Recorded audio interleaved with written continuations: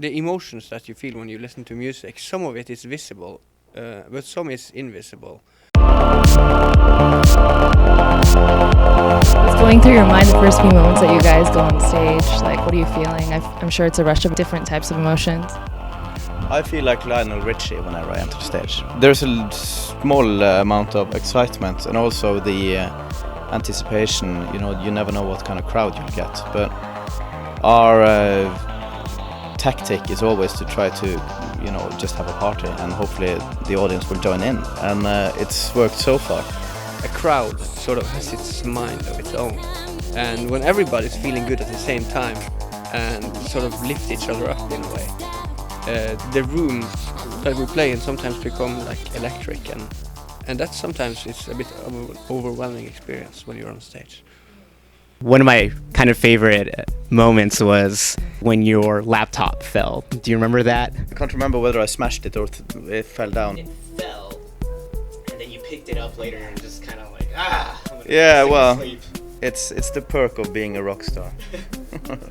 I think we've had that before. You have to take out your frustration somewhere, and it's good for the crowd. It gives them something special, which you hopefully got at that time. Buying our first drum machine together.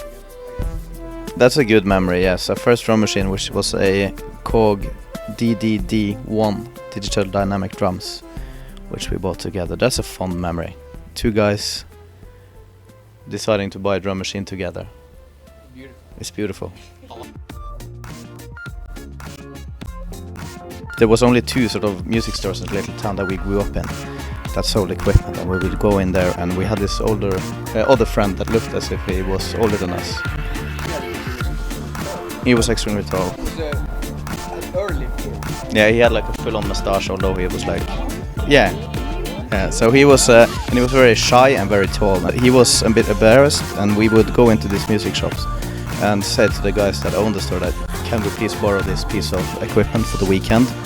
And they would look at us and see that we were, you know, only 13 years old. And then they would look at our friends, and or our friend who was taller, and thinking that he was the older brother or father or something. Someone responsible. And they would let us borrow the gear for a weekend, and we would make music without paying for it. The motivation shouldn't be fear of not succeeding. It shouldn't be money or any sort of prize.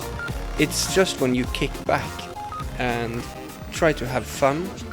The times that we are motivated just by having a good time, having fun, doing what we want, is when stuff happens that are interesting for other people as well.